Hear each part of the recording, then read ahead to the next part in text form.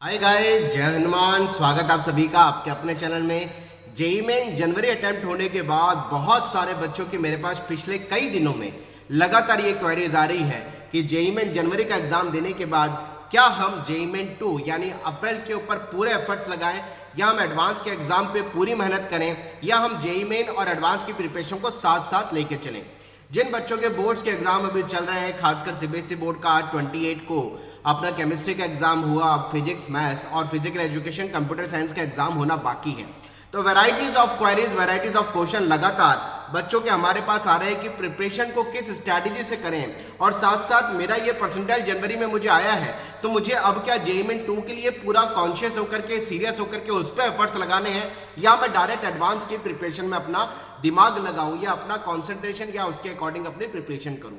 सबसे पहले तो मैं उन सारे बच्चों को कहना चाहूंगा जिनकी कैटेगरी जनरल है, अगर उन बच्चों का 99.5, ओबीसी का और ईडब्ल्यूएस का जिनका परसेंटाइल 99 परसेंटाइल तक आ चुका है, एससी एसटी वाले बच्चे जिनका परसेंटाइल 98 परसेंटाइल तक जनवरी में आ चुका है, अगर वो बच्चे डायरेक्ट एडवांस पे पूरा फोकस करते हैं तो कोई गलती उनकी नहीं है, क्योंकि जनरल की बात करें 99.5 परसेंटाइल से ऊपर, ओबीसी डब्ल्यूएस में 99 परसेंटाइल से ऊपर, एससी एसटी में 98 परसेंटाइल से ऊपर वाले बच्चों की काफी हद तक श्योरिटी है कि उनको टॉप एनआईटीज के अंदर अच्छी यानी सीएस ब्रांच तक मिलने की संभावना बन सकती है। लेकिन वो स्टूडेंट जिनका परसेंटाइल जनरल के अंदर 99.5 से कम है, ओबीसी डब्ल्यूएस में 99 परसेंटाइल से कम है, एससी एसटी में 98 परसेंटाइल से कम है, उन सारे बच्चों को अप्रैल अटेम्प्ट को काफी सीरियस होकर के और अच्छे तरीके से देने का प्रयास करना चाहिए, और साथ साथ एडवांस की प्रिपरेशन जो भी वो एफर्ट्स लगा सके उसके अकॉर्डिंग साथ साथ लेके चलनी चाहिए। ऐसा मैं इसलिए कह रहा हूं कि जिन बच्चों का जनरल कैटेगरी में percentile 99.5, OBC WS 99, SC ST 98 percentile से कम है, उन बच्चों को अच्छे टॉप के एनआईटी में अभी भी सीएस मिलने के चांसेस थोड़ा सा मुश्किल दिखाई दे रहे हैं। यानी अगर आपका परसेंटाइल जो मैंने अभी डिस्कस किया कैटेगरी के हिसाब से नहीं है, तो आपको बहुत इत्मीनान से अप्रैल अटेम्प्ट पे पूरा फोकस होकर अच्छी स्ट्रैटेजी प्लानिंग से काम करना चाहिए। देखिए, आप सभी को पता है कि जनवरी में जिन जिन बच्चों से जो जो छोटी मिस्टेक हो चुकी हैं, चाहे वो कोई पेपर के अंदर स्ट्रैटेजिकली मिस्टेक हो, चाहे वो पेपर के अंदर सिली मिस्टेक से क्वेश्चन गलत हुए हो, या फिर आपका रिवीजन जो है ये प्रॉपर तरीके से जनवरी अटेम्प्ट बहुत जल्दी इंट्रोड्यूस हो गया और नहीं हुआ है, और अगर आपको लगता है कि यार ये सिलेबस मेरा उस समय तक प्रिपेयर नहीं था लेकिन अप्रैल अटेम्प्ट के लिए इसको सही तरीके से ऑर्गेनाइज कर सकते हैं, तो इन सारी चीजों पर आपको बहुत ज्यादा अभी काम करना जरूरी है। वो बच्चे जिनसे कोई भी सिली मिस्टेक हो चुकी है जनवरी अटेम्प्ट में, या पेपर के अंदर अटेम्प्टिंग के अंदर क्वेश्चन की जो स्ट्रैटेजी प्लानिंग होती है उसमें मिस्टेक हो चुकी है, या फिर उनको लगता है कि यार ये टॉपिक पढ़ा हुआ था लेकिन एग्जाम में ये क्वेश्चन हमें रिकॉल नहीं हुए, इन सारे स्टूडेंट्स को, बल्कि मैं तो कहूंगा सारे बच्चों को, जनवरी के जो 12 शिफ्टों में एग्जाम हुए हैं, आप सभी को पता है कि बीई बीटेक का पेपर जो है 6 डेज के अंदर 12 शिफ्ट में हुआ था, सारे बच्चों को उन 12 शिफ्ट के अंदर बीई बीटेक के जो पेपर हुए थे उनके क्वेश्चन को एक बार जरूर सॉल्व कर लेना चाहिए। लेकिन उस सॉल्व करने से पहले आपका सिलेबस जो है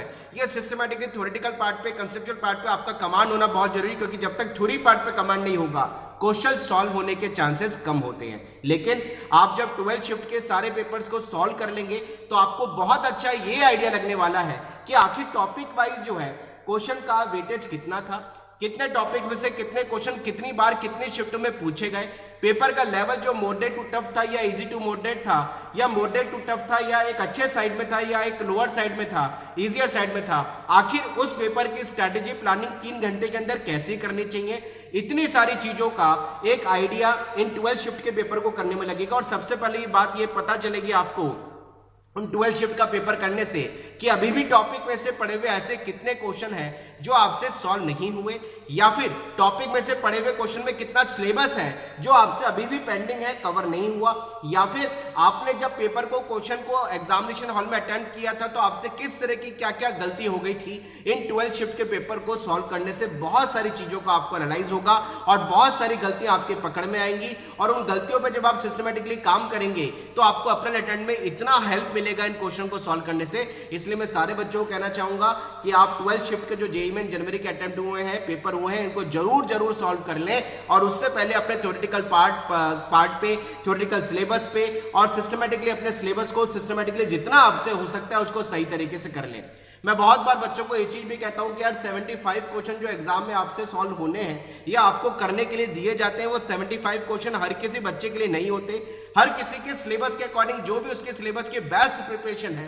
उसके अकॉर्डिंग उसको क्वेश्चन को सॉल्व करना होता है। कई बच्चों के लिए 40 क्वेश्चंस हैं, कई के लिए 50 हैं, कुछ के लिए 55, कुछ के लिए 60 या कुछ के लिए पूरे 75 क्वेश्चन के अकॉर्डिंग उनके सिलेबस की प्रिपरेशन है। लेकिन आपके सिलेबस की जो प्रिपरेशन आपके एफर्ट्स के अकॉर्डिंग है, आपको उतने ही क्वेश्चन को एग्जामिनेशन हॉल में स्ट्रैटेजिकली अच्छी प्लानिंग के साथ सॉल्व करने के हिसाब से अटेम्प्ट करना चाहिए। तो गाइस इस चीज का ध्यान रखिए, आपके पास अभी अप्रैल के लिए इतना सफिशिएंट टाइम है। सिस्टमैटिकली जनवरी की सारी गलतियों को समझते हुए, छोटी छोटी मिस्टेक जो आपसे जनवरी में हो गई, छोटा छोटा आपसे जो भी आपको लगता है कि यार वहां पर ये टॉपिक रिकॉल नहीं हुए, अभी आपके पास इतना यूटिलिटी का बढ़िया टाइम अवेलेबल है कि आप सिस्टमैटिकली अच्छी प्लानिंग के साथ अप्रैल अटेम्प्ट पे मेहनत करके अपने एग्जाम के अटेम्प्ट के स्कोर को बढ़ा सकते हो। खासकर वो बच्चे जिनका भी बोर्ड एग्जाम चल रहा है, तो कई बच्चे मुझसे कह रहे हैं सर बोर्ड एग्जाम चल रहा है, बोर्ड खत्म होगा हमारा 13 को, कईयों का कंप्यूटर साइंस के हिसाब से सेशन खत्म होगा, उसके बाद भी 20 दिन का टाइम पूरा एग्जैक्टली जेईई मेन 2 के लिए 6 अप्रैल से 12 अप्रैल के हिसाब से आपके पास पूरा बचा हुआ है।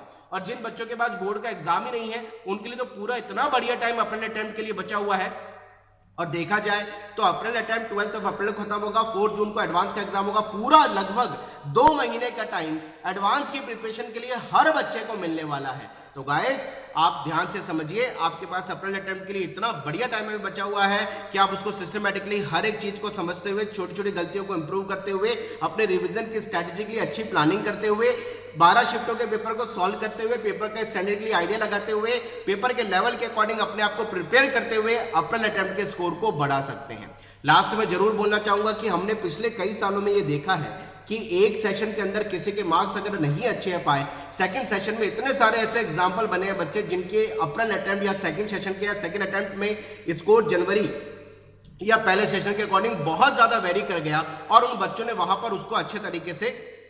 अपने एनटीए स्कोर को बढ़ा लिया। तो गाइज आप भी ऐसा कर सकते हैं, थोड़ा थोड़ा समझिए, रिवीजन की स्ट्रैटेजिकली प्लानिंग अच्छे से कर लीजिए, जेईई मेन 2 पे मेहनत कर लीजिए, क्योंकि जेईई मेन 2 में कंपटीशन का जो लेवल है ये जनवरी के कंपैरिजन में बढ़ने वाला है। और पेपर जो जिस तरीके से देखने को मिले थे कि पेपर के अंदर बहुत सारे पेपर में से जो 12 शिफ्टों के एग्जाम हुए, कोई भी पेपर बहुत टफ साइड नहीं गया, मैक्सिमम मॉडरेट टू टफ गया या इजी टू मॉडरेट गया। तो ये स्टैंडर्डिकली पेपर अगर जनवरी में आए हैं, अप्रैल का भी कोई नहीं बता सकता कि पेपर का स्ट्रैटेजिकली प्लानिंग के हिसाब से लेवल क्या रहने वाला है, लेकिन आपको टफ पेपर को भी सॉल्व करने के हिसाब से अपनी स्ट्रैटेजी बनानी चाहिए और घर में मैक्सिममली क्वेश्चन सॉल्विंग के हिसाब से अपनी सिटिंग को अरेंज करते हुए इंप्रूव करना चाहिए। लेकिन पहले आपके लिए बहुत ज्यादा यह